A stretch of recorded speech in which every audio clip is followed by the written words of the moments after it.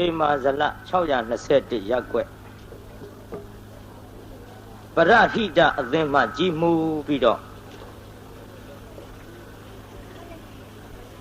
1328ခုနှစ်ကစပြီးတော့ဝါတွင်းမှာအဖိတ်နေတိုင်းတန်ဃာတော်ပေါင်း400ကိုဆွန်းလောင်းခဲ့တဲ့ပွဲသည်ဒီကနေ့8ကြိမ်မြောက်ဒီနှစ်ဆိုကြပါစို့8နှစ်မြောက်အဲ့ဒီကဲ့သို့ကျင်းပတဲ့ပွဲမှာဆွမ်းလောင်းပွဲကြီးမှာဘုန်းကြီးဟောရမယ်တရားပွဲဖြစ်တယ်ဒါကြောင့်အလုံးတကာဓမ္မတွေဒီကနေ့တော့ဖြင့်ဘုန်းကြီးတရားဟောပြလိမ့်မယ်လို့လည်းမထင်ပါဘူးဘုန်းကြီးစိတ်ထဲလည်းမဟောတော့ဘူးလို့စိတ်ဒုံဒုံချထားတယ်မိုးရီအကြီးကျယ်ရွာလိုက်တော့သို့တော်လည်းပဲပရဟိတအသင်းကလူကြီးမင်းများဘုန်းကြီးထံကန်းနဲ့ရောက်ရှိလာပြီးတော့ဘုရားဒီကနေ့တရားပွဲကျင်းပဖြစ်ပါတယ်မိုးရွာတော်လည်းပဲနေရာထိုင်ခင်းများဘယ်လဲဖောင်းဖောင်းမှနေသာထိုင်သာရှိလို့တရားပွဲကြီးဒီကနေ့ညမပြက်ကွက်စေချင်ပါဘူးဘုရားလို့လာလျှောက်တော့ဘုန်းကြီးလည်းပဲကိုင်းသွားနေညာဘုန်းကြီးလာခဲ့မယ်ဆိုပြီးတော့ခုဒီကနေ့ထွက်လာခဲ့ရမိုးကအေးရာသီဥရုဒဏ်နဲ့ဆိုတော့ဘုန်းကြီးနေဒီနေ့အတန်တောင်သိပ်ထွက်ချင်မှထွက်မှာသို့တော့အော်ရင်တော့ဖြင့်ထွက်တတ်ပါတယ်ဒီလိုမျှခေါ်ရမှာပေါ့လေဘုန်းကြီးခု42နှစ်ပိုင်းရောက်လာတော့ကျမ်းမာရေးခါတိုင်းလို့မဟုတ်ဘူးနေမကောင်းဘူးရလို့လည်းမရှိပါဘူးအတွင်းဥရုပြဲပြီးဘုန်းကြီးအတန်နဲ့ဖောက်ပြန်နေတာ16ပွဲလောက်ရှိသွားပြီ16ညလောက်ရှိသွားပြီတရားပွဲကတညမှနားရမရှိဘူးဟောလို့အတန်တော့မထွက်ဘူးလားထွက်တာပေါ့អော်တဲ့ခါတော့သို့တော်လည်းပဲဘုန်းကြီးမှာနည်းနည်းပင်မမောနေတယ်ဒါကြောင့်စကလုံးတစ်လုံးနဲ့တစ်လုံးခါတိုင်းလို့ခတ်သွက်ခတ်ဆက်တစ်ခါဟောရင်မောလာတယ်ပြိဿသို့တော်လည်းခင်ဗျားတို့ကုသိုလ်ပေါ့လေခံသင်လို့ရှိရင်လည်းတာရှိနာနိုင်မှာပေါ့ခါတိုင်းတော့ကျုပ်သိမ့်မဟောဘူးတောပွဲတွေတောင်သိမ့်မဟောဘူး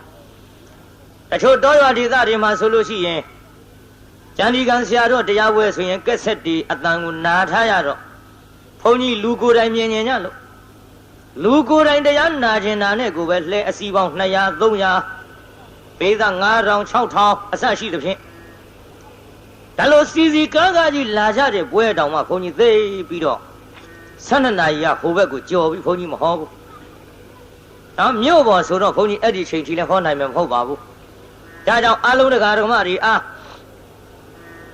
ဟေမာဇလ621ရပ်ကွက်ပရဟိတအသင်းမှကြီးမှုပြီးတော့ဝါတွင်အဖိတ်နေတိုင်းဆွမ်းလောင်းတဲ့ပွဲရဲ့အထိတ်အမှ8ကြိမ်မြောက်အခုကျင်းပခြင်းဖြစ်တယ်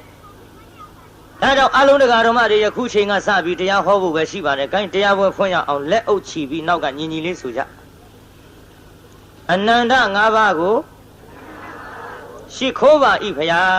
။နောက်ထပ်2ကြိမ်ဆိုလိုက်ပါဦး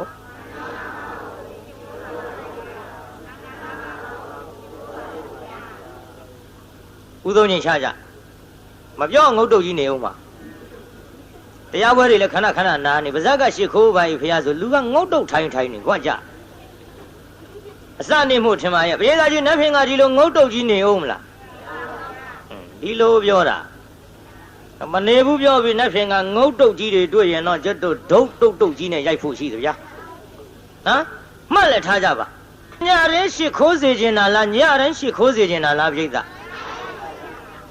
ညရင်ရှိခိုးပါမှပေါ့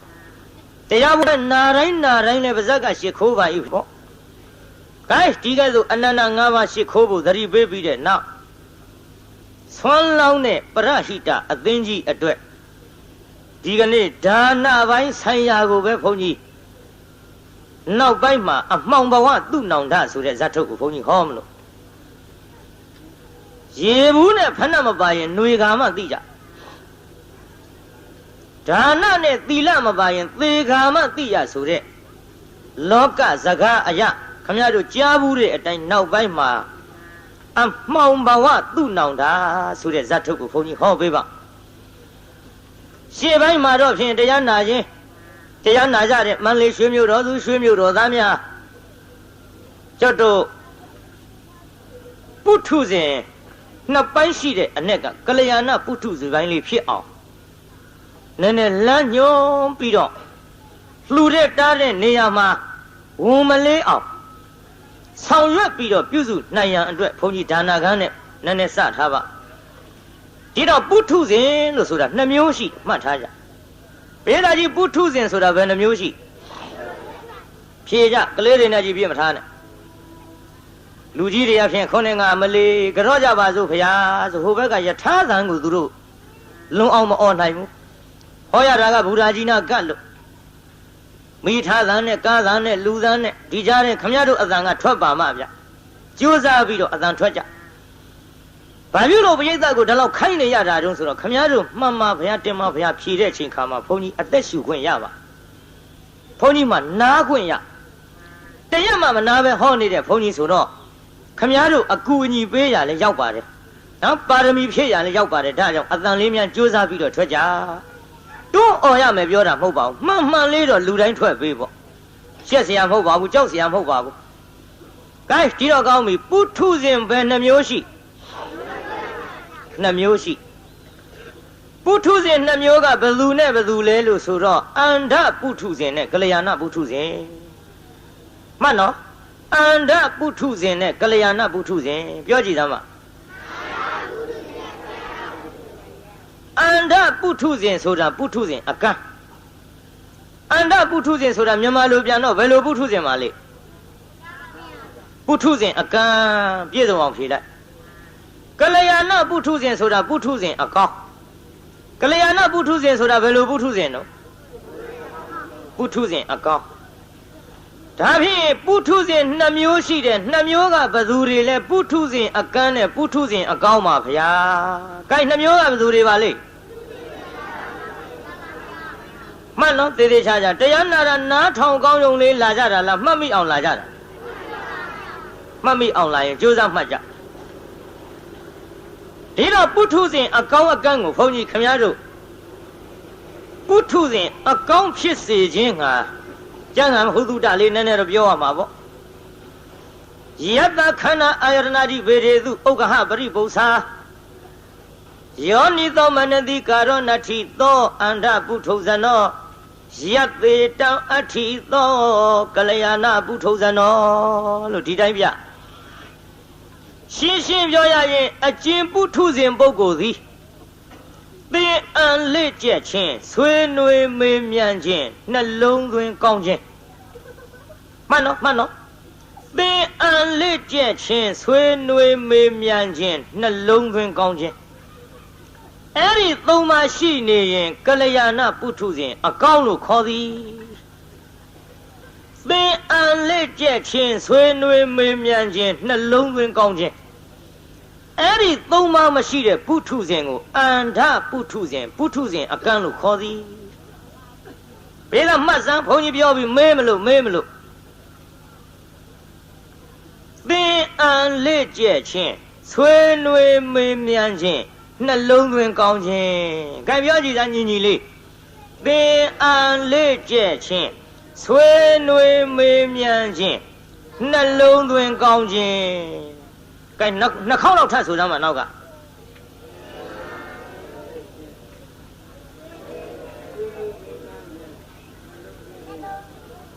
လောက်ကြပါအောင်ရကြတော့မလေးတတိကြောင်းတာနော်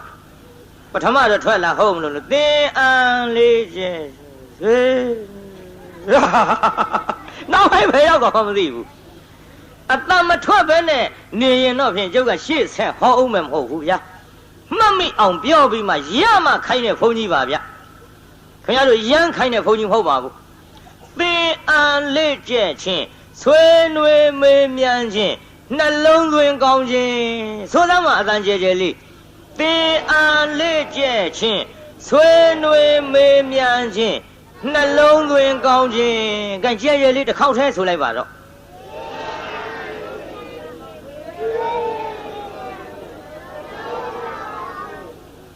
မမိဗလားအိမ်ပါပါမလားလမ်းခလုတ်တိုက်လို့မြန်ပြောင်းမလားဟာကလေးတွေကတော့ပြောက်ဘူးတဲ့လူကြီးတွေငိမ့်နေပုံထောက်တော့ကျုပ်တော့ ပျောက်လိုက်မယ်ထင်တယ်မပျောက်နဲ့အိမ်ထိအောင်ယူသွားကြအဲ့ဒီ၃ခုရှိနေရင်ကလျာဏပုထုဇဉ်လို့ခေါ်တယ်ပုထုဇဉ်အကောင်းအဲ့ဒီ၃ခုမရှိရင်အန္တပုထုဇဉ်အကန့်လို့ခေါ်တယ်ဒီတော့တရားနာပရိသတ်ကြီးကြုံမေးအောင်မယ်ပုထုဇဉ်အကောင်းဖြစ်ခြင်းသလားအကန့်ဖြစ်ခြင်းဟေးအကောင်းဖြစ်ခြင်းရင်ဘယ်နှခုရှိရမှာတော့ဟေး၃ခုပါဆိုနှစ်ခုကဘာလာလိုက်သေးပြောခဲ့ပြီးသားဟဲ့ပုထုဇဉ်အကောင်းဖြစ်ခြင်းရင်ဘယ်နှခုရှိရမှာ၃ခုခုနကပြောခဲ့တယ်ဘယ်သူတွေပါလိမ့်သင်အန်လေးကျက်ခြင်းဆွေးနွေးမေးမြန်းခြင်းနှလုံးသွင်းကောင်းခြင်းအဲ့ဒီ၃ခုရှိရင်အကောင်းလားအကန့်လားဟဲ့ဟဲ့အကန့်ဆိုတာဘယ်၃ခုမရှိရင်အကန့်ခေါ်တာတော့ဟဲ့သင်အန်လေးကျက်ခြင်းဆွေးနွေးမေးမြန်းခြင်းနှလုံးသွင်းကောင်းခြင်းဒီ၃ခုမရှိရင်ဘယ်လိုပုထုဇဉ်တော့ဟဲ့အကန့်ပုထုဇဉ်ဒီတော့တရားနာပရိသတ်ကြီးဒီကနေ့တထိုင်နဲ့တရားနာရင်ကလျာဏပုထုဇဉ်ဘိုင်းလေးရောက်အောင်တော့ပို့ထားရတယ်ဗျာပရိသတ်ကြီးဘုန်းကြီးပြောတာလေးတွေကိုပရိသတ်ပါဇက်ကလိုက်ဆိုပြီးတော့ရအောင်သင်အန်လက်ကျက်ခြင်းကောမရှိဘူးလားပရိသတ်ခင်ဗျားတို့တခုရှိသွားပြီဒါဖြင့်ဘုန်းကြီးကမေးတယ်ပရိသတ်ကဖြေတယ်ပြီးတော့တယောက်နဲ့တယောက်နီးစပ်တဲ့လူချင်းလည်းရပါလားဘုန်းကြီးကပြောနေတာလေးမှတ်မိပါလားမေးတယ်လူမေးကြမှာပေါ့သို့တော့မမေးသည့်တိုင်အောင်ဘုန်းကြီးကခမည်းတော်ကိုမေးနေတယ်ခမည်းတော်ကဖြေနေတယ်အမေးဖြေဒီကဲ့သို့ပြုနေသဖြင့်ဆွေးနွေးမေးမြန်းခြင်းဆိုတဲ့တခုရောရမသွားဘူးလားရသွားတယ်ဒီတော့တရားနာပရိသတ်ကြီးတရားတော်နာတဲ့အချိန်ခါမှာတရားကိုအာယုံပြုမနေဘူးလားအာယုံဆိုတာနှစ်ခုယူလို့ရရဲ့မရဘူးပရိသတ်အာယုံဆိုတာနှစ်ခုယူလို့မရဘူးတစ်ခုတည်းသာယူလို့ရတရားတော်ကိုအာယုံပြုနေတော့အရင်နဲ့အရင်ရဲ့အရင်အချိန်တွေတုန်းကလို့ဟိုဟာလိုခြင်းတရားလိုခြင်းဆိုတဲ့လောဘအာယုံတွေရှိပါမလားတရားတော်အာယုံပြုနေကြဒေါသအာယုံတွေကောရှိပါပရိသတ်ကြီးမောဟအာယုန်တွေကိုရှိပါမာနဒိဋ္ဌိတွေကိုတရားနာနေတဲ့အချိန်ခါမှာရှိပါအဲပပိစ္ဆတရား၅ပါးအခုချုပ်အဲ့ဒီလိုတရားတော်အာယုန်ပြုနေကြ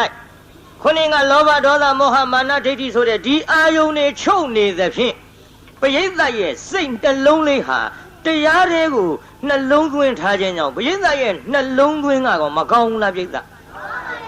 ဒါဖြင့်သင်အန်လက်ကျက်ခြင်းလည်းရနေပြီဆွေးနွေးမေးမြန်းခြင်းလည်းရနေပြီနှလုံးသွင်းကောင်းခြင်းလည်းရနေပရိသတ်ကြီးခုတရားနာရင်အဲ့ဒီ၃ခုခမည်းတော်ရမနေဘူးလားဒီ၃ခုရှိနေရင်ဘာပုထုဇဉ်လဲပုထုဇဉ်အကောင်းဒါဖြင့်ပရိသတ်ကြီးဒီ၃ခုရှိနေသဖြင့်တရားပွဲထိုင်နာနေတဲ့ခိုက်တံမှာပုထုဇဉ်အကောင်းမဖြစ်ဘူးလားဒီတရားနာတဲ့အချိန်လိုများသင်အန်လက်ကျက်ခြင်းဆွေးနွေးမေးမြန်းခြင်းနှလုံးသွင်းကောင်းခြင်းကိုနေ့တိုင်းအချိန်တိုင်းရှိသွားရင်နေ့တိုင်းအချိန်တိုင်းကလျာဏပုထုဇဉ်မဖြစ်နိုင်ပေဘူးလားပြိဿကြီးဖြစ်များခေါ်မဖြစ်ချင်ဘူးလားဖြစ်ချင်ရင်အဲ့ဒီ၃ခုကိုတခါတရံရှိအောင်လုပ်ရမှာလားအမြဲရှိနေအောင်လုပ်ရမှာကြိုးစားကြဗျခုဘုန်းကြီးရှိတော်ပုထုဇဉ်အကောင်းမြအိမ်ပြန်ရောက်ရင်ကန်းအောင်မှာကံရောဘောအိမ်ပြန်ရောက်ကြတဲ့ကသင်အလေးချက်ချင်းမရှိဘူးသင်အလေးချက်ချင်းကကြီးကောင်းတဲ့ဘက်သာမရှိတာဘယ်ဘက်သွားရှိတုံးဆိုတော့ဘယ်ဈေးနဲ့ရောင်းခဲ့တုံးဘယ်ဈေးနဲ့ဝယ်ခဲ့တုံးအစင်ပြေရဲ့လားအရင်တစ်ခေါက်ကဘယ်လိုတုံးခုတစ်ခေါက်ဟန်ကြပါမလားဆိုတာတွေတရားနဲ့ပတ်သက်တာမပါတော့ဘူးလောဘအာယုန်တွေဒေါသအာယုန်တွေမာနအာယုန်တွေဒိဋ္ဌိအာယုန်တွေမောဟအာယုန်တွေဒီအာယုန်တွေဝင်သွားပြန်ရင်ခမည်းတော်ပုထုဇဉ်အကန့်ပြန်ဖြစ်အောင်တော့မှသိကြတယ်အခုတရားနာနေတဲ့အချိန်ခါမှာတော့ဖြင့်ကလျာဏပုထုဇဉ်ပိုင်းဝင်နေပါပြီမှန်ရလားပြိဿကြီးသို့တော်လည်းပဲတရားပွဲတရားနာပြီးအိမ်ပြန်ရောက်လို့ပုထုဇဉ်အကန့်ပင်ဖြစ်စေအောင်တော့အကန့်ကလည်း2မျိုးရှိတယ်ကိုပြိဿကြီးအကန့်ပဲ2မျိုးရှိအကန့်2မျိုးငါပြောမဟဲ့ငယ်ကန်းနဲ့ကြီးကန်း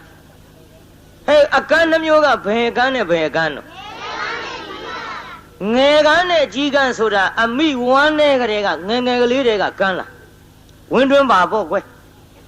ငငယ်လေးတွေကကန်းလာတော့အဖြူအနီအစိမ့်အဝါပြ၄တောင်အရှိအဝိုင်းဆိုတာကြီး तू မြင်ဘူးရဲ့လားဟိမမြင်ဘူးတော့ तू သိပါမလားဟိမသိပါဘူးအသက်ကြီးမှကန်းတဲ့လူကြတော့ငယ်ငယ်မကန်းခင်တုန်းကမြင်ထားတာလေးတွေကို तू များပြောပြ तू မသိဘူးလားဟိအဖြူဆိုလည်းမသိဘူးလားအနီဆိုလည်းမသိဘူးလား၄တောင်အရှိအဝိုင်းရှည်ရှည်ပူပူဆိုတာတွေကမသိဘူးလားဟိဘာပြုလို့သိတာတော့မြင်ဘူးလို့ပိဿာကြီးဘာပြုလို့သိတာတော့ကဲမြင်ဘူးလို့ငယ်ငယ်တုန်းကကန်းတာမဟုတ်ဘဲနဲ့ကြီးမှကန်းတဲ့အကန်းနဲ့ဝင်းတွင်းကလေးကပါလာတဲ့ငယ်ကန်းနဲ့အဲ့ဒီငယ်ကန်းနဲ့ကြီးကန်းနှစ်ယောက်လမ်းသွားတဲ့ဟိဘာလို့တဲ့တော့လမ်းသွားရင်စကားပြောကြလမ်းသွားရင်စကားပြောတော့ကြီးကန်းကပြောအသက်ကြီးမှကန်းတဲ့လူကကွာတဲ့ငါနွားတို့သောက်ချင်လိုက်တာပြေသာအသက်ကြီးမှကန်းတဲ့လူကဘာသောက်ချင်နွားတို့သောက်ချင်လိုက်တာဆိုတော့ငယ်ငယ်လေးတွေကကန်းတဲ့လူအကန်းကငယ်ကန်းကမေးလိုက်တယ်နေစမ်းမအောင်ကွာတဲ့နွားတို့ဆိုတာဘယ်လိုဟာတော့ဒီတော့အသက်ကြီးမှကန်းတဲ့လူကမြင်ဘူးထားတော့သူကပြောတာပေါ့မင်းနဲ့ကွာတဲ့နာဝေးတာတဲ့နွားတို့ဆိုတာတို့အဖြူပေါ့ဒီတော့ငယ်ငယ်လေးတွေကကန်းတယ်မမြင်ဘူးတဲ့လူကထပ်ပြောတယ်နေစမ်းမအောင်ကွာတဲ့အဲ့ဒီအဖြူကဘယ်လိုဟာတော့အဲလမ်းတော့ဆုံးပုံမပေါ်မင်းနဲ့ကွာတဲ့ပြောရတာလက်ဝင်တာတို့အဖြူဆိုတာထုံးခဲကြီးလို့ပေါ့ဒီတော့ဟောပြန်မေးတယ်နေစမ်းမအောင်ကွာတဲ့ထုံးခဲကြီးကဘယ်လိုဟာတော့အဲဒီလမ်းဆုံးပုံမပေါ်ဘူးမင်းကွာတဲ့ပြောရတာဟန်မကြလိုက်တာအကန်းချင်းလူလည်းလှုပ်တယ်လည်းမအောင်မင်းနဲ့ဟေးဟောအဖြူဆိုတာတို့ဗျိုင်းကလေးလို့ပေါ့ကွာဒီတော့ဟောပြန်မေးတယ်နေပါအောင်ကွာတဲ့အဲ့ဒီဗျိုင်းကလေးကဘယ်လိုဟာတော့ကဲမင်းပါဇက်နဲ့ပြောနေလို့တော့အကန်းချင်းဆိုတော့လေမြင်အောင်မကြည့်တတ်တော့ကြွကြတာဟောလက်နဲ့ကင်ကြည့်ရအောင်ငါပြမှာဟောတာဗျိုင်းလေးကွာဒီနေရာကနှုတ်သီးกว่าဒီနေရာအတောင်မှန်กว่าဒီနေရာခြီတော့กว่าမလက်ကလေးကောက်ကွေးပြီးတော့ပြလိုက်လက်ကလေးကောက်ကွေးပြီးတော့သေးသေးချာချာပြလိုက်တော့ငယ်ကန်းကစမ်းကြည့်ပြီးတော့ဘာပြောတော့ဟင်းမင်းနွားနှုတ်မတော့ချင်ပါဘူးကောက်တိကောက်ကွေးကြီးတဲ့ကဲငယ်ကန်းနဲ့ကြီးကန်းမကွာဘူးလားပြိဿဟေးအကန်းချင်းတော့အတူတူပဲမဟုတ်လားဟေးဒါပေမဲ့လို့အသက်ကြီးမှကန်းတဲ့ကြီးကန်းကမြင်ဘူးတာမှန်သမျှပြောပြရင်မသိဘူးလားဟဲ့ဟာငယ်ငယ်လေးတုန်းကကန်းတဲ့လူကမမြင်ဘူးတော့ကိုဘယ်သူပြောပြပြသူသိဖို့လွယ်ပါမလားဟဲ့ဒါကြောင့်တရားနာပရိသတ်ကြီးကျုပ်တရားဝဲမှာအခုခမည်းတော်ပုထုဇဉ်အကန်းမဟုတ်ခဲနဲ့တရားနာနေတဲ့အခိုက်အတန့်မှာတော့ဖြင့်သင်အံလက်ကျက်ခြင်းဆွေးနွေးမေးမြန်းခြင်းနှလုံးသွင်းကောင်းခြင်းအဲ့ဒီသုံးပါရှိနေလို့ယခုတော့ဖြင့်ကလျာဏပုထုဇဉ်ဖြစ်ပါပြီတဲ့သို့တော်လဲတရားပွဲကြီးကပြန်သွားတဲ့အချိန်ခါမှာအိမ်ပြန်ရောက်တော့လောဘအာယုန်ဒေါသအာယုန်မောဟအာယုန်တွေဝင်လာပြန်သဖြင့်ပုထုဇဉ်အကန့်မဲ့ပြန်ဖြစ်လိမ့်မယ်ဟာဒီလိုပုထုဇဉ်အကန့်မင်ဖြစ်လင့်ကစားအကန့်မင်ဖြစ်လင့်ကစားငယ်ကန်းမဟုတ်ဖဲနဲ့ကြီးကန်းနဲ့တူတယ်ဟူ၍မှတ်ကြပြေးသာကြီးမင်းအောင်ငယ်ကန်းကြိုက်လားကြီးကန်းကြိုက်အေးငါလည်းဖမ်းမပေးနိုင်ကြွကြအသားတော့မဲတယ်နော်အဲ့ဒီကြီးကန်းကြီးလည်းမအောင်မေးနဲ့ဟေ့အသက်ကြီးမှကန်းတဲ့အကန်းကိုဆိုလိုတယ်ကြီးကန်းကအသက်ကြီးမှကန်းတဲ့အကန်းကမြင်ဘူးတာမှန်သမျှပြောပြလို့သိသလိုပေါ့ကွယ်တို့ပရိသတ်ကြီးတရားတွေနာပြီးတော့နောက်ရဲ့ပုထုဇဉ်အကန်းပြန်ဖြစ်အောင်တော့နာဘူးတဲ့တရားတွေကိုဘဟုတုတရလာသဖြင့်သူများပြောပြရင်တရားနာပရိသတ်ကြီးမသိနိုင်ဘူးလားပရိသတ်ဒါဖြင့်ပရိသတ်ကြီးငယ်ကန်းနဲ့တူသလားကြီးကန်းနဲ့တူဒါကြောင့်အသက်ကြီးမှကန်းတဲ့အကန်းမျိုးဖြစ်အောင်သာကြိုးစားကြဒါတရားနာပရိသတ်ကြီးပုထုဇဉ်ပိုင်းဆိုင်ရာ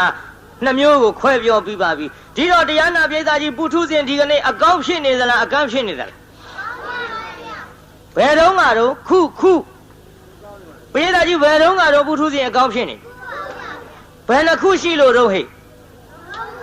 ကသုံးခုကဘယ်သူတွေပါလိမ့် အနေနဲ့အဲ့ဒါအလဲကောင်ဟာကွာတခေါ်ကျုမင်းတို့ကတခုကြော်သွားအစကစပြောပါမှာပေါ့အေး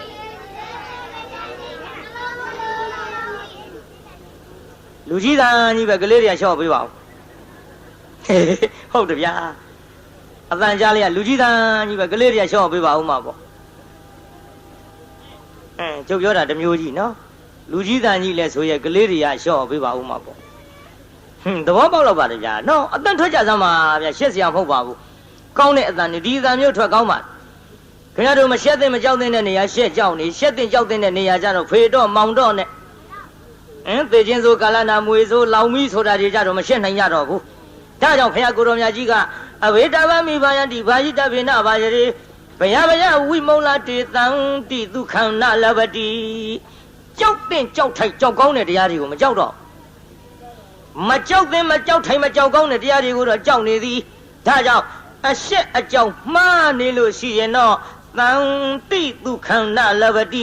ခမည်းတော်လိုချင်တဲ့နိဗ္ဗာန်ရရှိဖို့မလွယ်တော့ပြီလွယ်ပါမလားပြိဿကြီးကဲကြည့်တော့အတန်လေးတွေကြိုးစားထွက်ပါဗျာဒါလေးမှတ်မိသွားပါပြီပုထုဇဉ်နှစ်ပိုင်းခွဲပြဒီကနေ့တော့ရှေ့ပိုင်းဝိပဿနာလည်းများများဟောနိုင်မှုပြိဿနော်ဟေမာဇလ621ရပ်ကွယ်မှာပရဟိတအသင်းကြီးကဝါတွင်တရင်အဖိတ်နေတိုင်းမှာကျွတ်တို့အဖိတ်နေတိုင်းသံဃာတော်လေးငရာကိုဆွမ်းလောင်းခဲ့တဲ့ရှစ်ကြိမ်မြောက်မှာဟောရသဖြင့်ဆွမ်းလောင်းတဲ့ကိစ္စမပြင်းမရကြပါနဲ့လို့ဒါကိုကျုပ်များများတိုက်တွန်းပါအောင်မပြင်းကြပါနဲ့ဆွမ်းလောင်းတဲ့ကိစ္စမန္တလေးရွှေမြို့တော်တော့ဘုန်းကြီးတို့ကယုံကြည်ပြီးသားဖြစ်ပါတယ်ဘာဖြစ်လို့လဲမန္တလေးမြို့ကတရားတရားသိကောင်းအခုကြာဏီကံဘုန်းကြီးတို့ကိုယ်တိုင်မန္တလေးမြို့မှာ9နှစ်တိုင်တိုင်စာသင်ခဲ့ရမန္တလေးမြို့မှာပညာခုံမိပြီးတော့စာသင်ခဲ့တဲ့အတော်အတွင်းမှာမန္တလေးမြို့သူမြို့သားတွေလောင်းတဲ့ဆုံးကွန်းကိုဖုံးပေးပြီးတော့ပညာသင်ခဲ့တဲ့ကျန်ဒီကံဆရာတော်ဆိုတာဟာဒီကနေ့မန္တလေးမြို့သူမြို့သားများကိုကျေးဇူးဆက်လို့မကုန်နိုင်သေးပါခင်ဗျားတို့ကျေးဇူးကြောင့်မန္တလေးမြို့မှာနေပြီးတော့ပညာတွေသင်ကြားနိုင်တယ်ဒါကြောင့်ခုကျန်ဒီကံဆရာတော်ဆိုလင့်ကစားကျန်ဒီကံဆရာတော်လို့သိနေကြပေမဲ့လို့နေရီမှာထွက်ဟောတဲ့ချိန်ခါမှာကိုပညာခုံမိခဲ့တဲ့မြို့သူမြို့သားတွေကျေးဇူးဆက်တဲ့အနေအချင်းရွှေမန်းဓမ္မကတိကကျန်ဒီကံဆရာတော်ကျုပ်မန္တလေးမြို့ကိုအမိတတ်ထားတချို့ကလည်းကျန်ဒီကံသိကိုမသိဘူးတောရွာဒေသဆိုတော့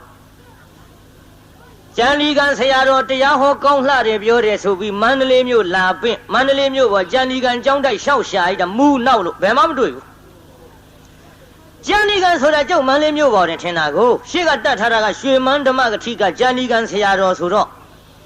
မန္တလေးမြို့ပေါ်ကျန်ဒီကံကျောင်းတိုက်လျှောက်ရှာတယ်ဘယ်မှမတွေ့နောက်မှတယောက်မေးနဲ့တောဒေသမှန်သူတို့သိကြဒါကြောင့်ဆွမ်းလောင်းပြီးတော့တန်ဃာတော်အရှင်မြတ်များကိုလှူခဲ့တန်းခဲ့ကြတဲ့မြို့သူမြို့သားတွေဆိုတော့ဘယ်လိုအန္တရာယ်မျိုးဖြစ်စေကမူမန္တလေးမြို့မှာဂလိန်ကလေးကြီးကြီးကျယ်ကျယ်တော့ကျွတ်တို့မျက်စိအောင်ခမရတို့မျက်စိအောင်အခုအသက်တိုင်နေလာခဲ့ကြတယ်ကျွတ်တို့မန္တလေးမြို့ဟာအသက်သာဆုံးလို့ဖြစ်နေပါတယ်ဗျာအသက်သာဆုံးလို့ဖြစ်နေတယ်ပြိဿအခုအေယာဝတီမြင့်ရည်ကြီးလိုက်တဲ့လှုပ်နဲ့နှစ်ကြိမ်တိုးပြန်ကျသွားပြီဒါတော့မန္တလေးမြို့အတွက်ကတော့ဘုန်းကြီးတို့ကယုံကြည်တယ်ဒါမြောက်ပြောနေတာမဟုတ်ပါဘူးတမျိုးလုံးလည်းသိတယ်သံဃာတော်အရှင်မြတ်တိုင်းလည်းသိတပြေလုံးလည်းသိမန္တလေးမြို့သည်ဒုတိယမြို့တော်ခေါ်ပေမဲ့လို့သာသနာရေးနဲ့ပတ်သက်လာတော့နံပါတ်1ဆွဲတဲ့မြို့မန္တလေးတစ်မြို့လုံးမှာရှိတဲ့သံဃာတော်အရှင်မြတ်များကိုဆွမ်းဝအောင်ကျွေးနိုင်တဲ့မြို့ဆံ9ချက်8ချက်အချိန်တုန်းကလည်းပဲဒီသံဃာတော်တွေကိုပင်လျင်မိမိတို့စားရသမျှနဲ့တကယ်တမ်းကျွေးလာခဲ့တဲ့မြို့ဒါကြောင့်မန္တလေးမြို့ကသံဃာတော်အရှင်မြတ်များရဲ့မိခိုအားထားရသာသနာတော်ကြီးရဲ့ဗဟိုမန္တိုင်သဖွယ်မန္တလေးရွှေမြို့ဟာဗမာပြည်မှာဖြင့်တရားနာပိဿနံပါတ်1ဆွဲတဲ့မြို့ပါဗျာဒါခမရတို့အသိမို့ကျုပ်ထုတ်ပြောနေကြမလို့ပါဘူးယဉ်ကျေးမှုနဲ့ပတ်သက်လာတော့လေတရားနာပိဿမန္တလေးမြို့နံပါတ်1ဆွဲပါတယ်ကျုပ်ဓာတ်တွေလည်းခဏထည့်ပြောတယ်ဘာဖြစ်လို့လဲမန္တလေးမြို့ပေါ်မှာရေပက်ကြတယ်တရားနွဲဘယ်လိုပင်ခွက်ကြီးခွက်ငယ်စီပိုင်းတွေတဲပြီးပက်ကြပိုက်ကြီးတွေနဲ့ပက်ကြပြီမဲ့လို့ဘုန်းကြီးတွေရေမပက်တာမန္တလေးမြို့ ကျောင်းမန္တလေးမြို့ပေါ်ကဖြတ်သွားတယ်တရားနာပြိဿမြင့်ငယ်ဘက်သွားတရားဟောတဲ့ကြံတွင်ကျုပ်ရေတစက်မှမစင်ဘူးဘယ်စင်မတုံးပြိဿမန္တလေးမြို့ကသာသနာအလံတက်ထားရင်သိကလေးတွေကစပြီးတော့ဘုန်းကြီးရေုံပဲဘူးဒါပေသည်နော်ကားလာရင်တော့သူတို့ပတ်ချင်လို့ခွက်တင်နဲ့ရွယ်ကြကျုပ်လည်းကြံတွင်တရားမဟောပါဘူးဇုတ်ပင့်လို့လိုက်သွားရေပက်လိုက်လို့ရေဆိုတာတော့သိမ့်မကြောက်ဘူးတရားနာပြိဿဟောတယ်ခွက်ကြီးနဲ့မဲရွက်ပြီးသဲသဲမဲမဲကြီးချင်းနေတာကိုကျုပ်ကြောက်ခမည်းတော်ရေဘက်ခံထွက်တဲ့လူတွေကျုပ်အံ့ချင်းနေတာပက်လိုက်တော့လေရေစင်တာဘာမှမဖြစ်ဒါပေမဲ့ချင်းနေတာကိုကျုပ်ကြောက်ကလေးတွေထွက်ပြေးလာကြတာဟေ့လာပြီကွာလာပြီကွာလာပြီကွာဆိုထွက်ပြေးလာကြတယ်သာသနာအလံလဲမြင်လိုက်ရောကလေးတွေသူတို့ချင်းထိန်သွားတယ်လူကြီးကဆုံးမတယ်မထင်နဲ့ဟေ့ကောင်လေးသာသနာအလံနဲ့ကွာဟေ့ပဲကြနဲ့ကွာဟောသူတို့ချင်းထိန်သွားမဲဒီထဲတချို့ကလေးတွေကဟွန်းနှလုံးကားပေါ်တင်ပြီးတော့သာသနာအလံနဲ့ကျုပ်ပါသွားရင်ကျုပ်တော့လူကြီးတွေသိတာမသိတာပါထားကလေးတွေကတော့အကုန်သိဗျာဟေ့ကောင်လေးပဲကြနဲ့ကွာကျန်ဒီကဆရာတော်ကွာကျန်ဒီကဆရာတော်ကွာဟောကျုပ်မန္တလေးမြို့တဲကဖြတ်သွားတာရေတစက်မစင်ပါဘူးဗျဒါရွှေမြို့တော်ရဲ့ဂုံကျက်တွေပြောနေတာမန္တလေးမြို့ကလည်းထွက်ရောတရားနာပရိသတ်ကြီးဟိုဘက်ကျွတ်တို့ဘာတရားခေါ်မလဲပဲတရားနာပရိသတ်ဟိုအဲ့ဒီတရားလေးဆိုကြပါစို့တောင်မြင့်နားမှာတောင်မြင့်လားပါလားမသိဘူးအဲ့ဒီတရားနာလည်းရောက်ရောတရားနာပရိသတ်ကြီးကားတစ်စင်းလုံးရွှဲတယ်ကျုပ်အဲ့ဒီနေ့အတန်မထွက်လို့တရားမဟောရကျုပ်ကတမျိုးပရိသတ်အစားတောင်းနဲ့ပတ်သက်လို့စီစားဝက်သားစားခြင်းရစားကျုပ်ဘာမှရှောင်နေဖို့ကြီးမဟုတ်ဘူးအကျော်လဲစားတာအစားစားမရှောင်ပါဘူးကျုပ်တန်ကိစ္စမရှိအဘယ်လိုကြရင်ကျုပ်အတန်ဖောက်ပြန်လာတယ်လဲဆိုရင်12နာရီရဲ့ဟိုဘက်ရေချိုးလို့မရ12နာရီရဲ့ဟိုဘက်အိတ်လို့မရဘူး12နာရီရဲ့ဟိုဘက်ခြီဘဝရေထိလို့မရအဲ့ဒါကျုပ်တန်ဖောက်ပြန်တာဒါကြောင့်တရားနာပိဿဘယ်ခြီဘဝရင်ကမလဲရင်ဘတ်တွေရောအကုန်ရေဆိုတော့အဲ့ဒီတရားဝဲကျုံကြီးမဟုတ်အကျော်လဲစားတာအစအစမရှောင်ပါဘူးကျုပ်တန်ကိစ္စမရှိကထွက်သွားလို့ဟိုဘက်ကျရေဘက်ခံရတာကလေးတွေတော့မမှတ်နဲ့ဗျ40ကျော်50အထိပါတယ်တအားကျုံပဲတာသေးသေးခွတ်မှမဟုတ်ဘဲနဲ့တန်ချောင်ကြီးနဲ့အပြည့်ချရတယ်မျက်မှန်တောင်လွင့်ထွက်သွားဟေးဒါကြောင့်ဟောဒီမန္တလေးရွှေမြို့တော်ရဲ့ဂုံကျက်တရေကိုငါပြောနေတာဟဲ့ယဉ်ကျေးတဲ့နေရာမှာယဉ်ကျေးတဲ့နေရာများရှမ်းမတွေအတုခိုးတာတင်ကြည့်မှာပေါ့မန္တလေးမြို့ကအကိုတန်အကိုခေါ်တယ်အတော်တန်အတော်ခေါ်တယ်အမောင်လေးတန်မောင်လေးခေါ်တယ်အမတန်အမခေါ်တယ်မန္တလေးမြို့ရဲ့ယဉ်ကျေးမှုဒါတပြေလုံးလည်းသိကြပါနဲ့ကြုတ်ပြောစရာမလိုပါဘူးရှမ်းမတွေတောင်အတုခိုးတယ်ရှမ်းနေဗမာပြည်မန္တလေးမြို့ရောက်လာတော့မန္တလေးသူတွေကကြွေးကြမွေးကြတကောပရိသတ်ပကံများကြီးရှေ့ထိုးပြီးတော့စားတာစားပါအာမနာကြပါနဲ့စားကြစမ်းပါစားတာစားပါအာမနာကြပါနဲ့စားကြစမ်းပါမဲလောကုပြုငါလို့တော့ရှမ်းမတွေကအတုခိုးသွားအတုခိုးပေသည်ရှမ်းမတွေသူတို့ပြေရောက်တော့ဇကားကနည်းနည်းလွဲသွားမန္တလေးသူတွေအတုခိုးပြီးပကံများကြီးလည်းရှေ့ထိုးပြီးရဲ့ရှမ်းမတွေကစားပါအာမနာရင်ကြက်ကြက်စားပါအာမနာရင်ကြက်ကြက်ကြီးစားပါနှစ်ယောက်မဲ့လူလက်ရွံ့သွားတယ်ဒါကြောင့်မန္တလေးသူတွေကိုရှမ်းမတွေတောင်အတုခိုးတာပါပြိဿယဉ်ကျေးတဲ့နေရာမှာကံဒီတော့ကောင်းပြီလေအဲ့ဒါလို့ယဉ်ကျေးတဲ့မြို့သာသနာတော်ကြီးမိတင်းနေထိုင်တဲ့စာသင်တိုက်ကြီးတွေမှာတန်ဃာတော်အရှင်မြတ်များကိုဆောင်းဝအောင်ကျွေးတဲ့မြို့ဒါကြောင့်ဆုံးလောင်းတဲ့နေရာမှာရွှေမြို့တော်ကြီးမန္တလေးမြို့မှာရွှေဗလာမှုအနာကုစရာမလိုတော့လဲပဲကျွတ်တို့ကပူတယ်လို့မရှိတာမို့လို့ထပ်ပြီးသတိပေးရပါတယ်ဗျာဆုံးလောင်းတဲ့ကိစ္စမပြင်းကြီးကြပါနဲ့ဆိုကြပါစို့ဟေမာဇလရ621ရပ်ကွက်ကပရဟိတအသင်းကနေပြီးတော့လူဒါတို့တော့လှူလိုက်ပြီလေလူကြီးတွေလောင်းတာပဲဟာဒီအတွက်မျိုးအတွက်ပါနဲ့လူကြီးတွေလောင်းပြီးတာပါပဲဒီစီမျိုးနဲ့ရမထားနဲ့ဟာဆုံးလောင်းတဲ့ကိုယ်တိုင်ကိစ္စမှာတဟတိကကိုယ်တိုင်လူရင်ပို့ပြီးကျေးဇူးရှိသဟာဒီအတိကလေးနဲ့ကိုယ်တိုင်လူချင်းနဲ့စိတ်ကလေးတွေကိုများစွာမွေးကြမကောင်းဘူးလားပြိဿကြီးတချို့သိပြင်းတာနော်သိပြင်းတော့ဘသူတွေများစွာပြင်းတော့ဆိုတကားတွေပို့ဆိုးတကားကြီးတွေကြကြကယူဆိုင်ကြဗျ ခင်ဗျားတို့နောက်ကောက်ကြမနော်နောက်ကောက်ကြတာရှင်းရှင်းပြောရရင်များကျမ်းဂန်နဲ့တွေ့ရကျွတ်တို့တာဝရိန္ဒနတ်ပြည်မှာနတ်သားတစ်ယောက်နတ်သမီး1000တောင်ရှိတဲ့ဗျတကားတို့ခင်ဗျားတို့သနာလို့ပြောနေတာနောက်ကောက်ကြနေမယ်ကဲနတ်သားတစ်ယောက်နတ်သမီး1000နဲ့ဗျနတ်ပြည်နတ်သားနဲ့ပြီဘာပြုလို့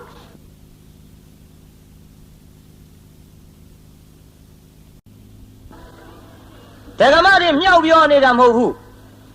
ဒကာတို့နောက်ကောက်ကြမှာကိုသနာလုံးလို့ကြည့်လေခုတရားပွဲကြည့်ဒကမတွေများဥပုပ်ကြောင်းသွားကြည့်ဒကမတွေများအရေးသာသွားကြည့်ဒကမတွေများဒီတော့ခမည်းတော်ကပြောမှာပွဲတော့ရောဆိုတော့လေအဲ့ဒါလဲများတာပဲယူဘာလို့မိမတွေများနေမှမသိကဲဒကမတွေလည်းစဉ်းစားနော်အဖက်ဖက်ကလှည့်တွက်လိုက်တော့ယောက်ျားဖြစ်တဲ့ပုဂ္ဂိုလ်ရှားကြပြီဗျယောက်ျားဖြစ်တဲ့ပုဂ္ဂိုလ်ရှားတဲ့အထင်မှာယောက်ျားဘဝရလာတဲ့တကားတို့နောက်ကောက်ကြမှာကိုအင်မတန်စိုးရိမ်လာပါသည်ဆွန်းလောင်းတဲ့နေရာကြည့်ဗျာဆွန်းလောင်းတဲ့နေရာဟောမိန်းမတွေအလောင်းများကျွတ်တော့မန္တလေးနေတုန်းကဆွန်းခံစားခဲ့ရတဲ့ဘုန်းကြီးသပိတ်ပိုက်ဆွန်းခံထွက်သွားတကားလောင်းနဲ့ဆွန်းနဲ့ဒကမလောင်းနဲ့ဆွန်းသပိတ်ထဲဘယ်ရင်းကများတော့ဒကမတွေလောင်းတာများဒကာတွေကအလွန်ပြင်းတာပြိဿဘုန်းကြီးများကြွလာဆွန်းလေးထလောင်းရမှာကစအင်မတန်ပြင်းဟာဘုန်းကြီးကြွလာပြီဆွန်းလောင်းသူကိုယ်တိုင်ထလောင်းငရဲကြီးတဲ့အတိုင်းပဲကလေးခိုင်းတော့ဟဲ့ကောင်းပါလေဟဲ့ကောင်းလေးဒီတိုင်းခိုင်းကျုပ်လေးဟောမန္တလေးရောက်ခါစားကတရားနာပြိဿသပိတ်ကြီးပိုက်ပြီးတော့ဆွန်းခံထွက်သပိတ်ကြီးပိုက်ပြီးတော့ဆွန်းခံထွက်တဲ့အချိန်မှာဆွန်းစလုံးကြီးအငွေ1000တောင်းနဲ့တတ်ထားတဲ့တရားနာပြိဿလူမမြင်ရင်တော့မရပ်ပါဘူးလူမြင်တော့ကျွတ်တို့တောကတက်ကြီးပွားတဲ့ပွဲစားနဲ့တူပါရဲ့ရောင်တုံးကြီးနဲ့ထိုင်းနေဆေးဘောလေးကြီးလက်ချမ်းညှလို့လက်ဖက်ရည်ချမ်းမကန်တောက်ကျုပ်ကဝင်ရရောပရိသတ်ရေဆွန်းစလုံးကြီးမြင်လို့ဝင်ရတော့တကယ်ဆိုကိုယ်တိုင်ထလောင်းလိုက်ပါလားမလောင်းဘူးဗျပြင်းပုံပြောနေဟေးတော်ကြီးကိုတော်လေးဆွန်းရနေတဲ့ဆွန်းထွက်လောင်းပါတဲ့မနိနေဘူးလှပြီမဲဘုန်းကြီးလူတွေနဲ့တူတယ်ဗျမနိဆိုတာအုတ်ခေါင်းပြောတယ်ဟေးတော်ကြီးဆွန်းထွက်လောင်းပါကိုတော်လေးမနိနေဘူးလှပြီအိမ်ထဲကတခွန်းနဲ့မကြဘူးနှစ်ခွန်းပြောတော့နဲ့တော့ဆွန်းလောင်းတာငရဲကြီးတာကြလို့ကျုပ်ချက်တုံးပြုတ်တုံးမအားလက်လို့ကိုယ်တိုင်ထွက်လောင်းလိုက်ပြီးရောအဲ့ဒါလို့မအားသေးဘူးဆိုတော့လေအဖိုးကြီးမနေတာတော့ဆွန်းစလုံးကြီးကိုင်းပြီးတော့ဆွန်းထွက်လောင်းလာဆွန်းထွက်လောင်းတော့လေရိုးရိုးမဟုတ်ဘူးဗျတရားနာပြိဿမြေကြီးနဲ့ဘောက်ဘက်နဲ့တယောက်တည်းရံဖြစ်ထွက်လာမြေကြီးနဲ့ရံဖြစ်တာ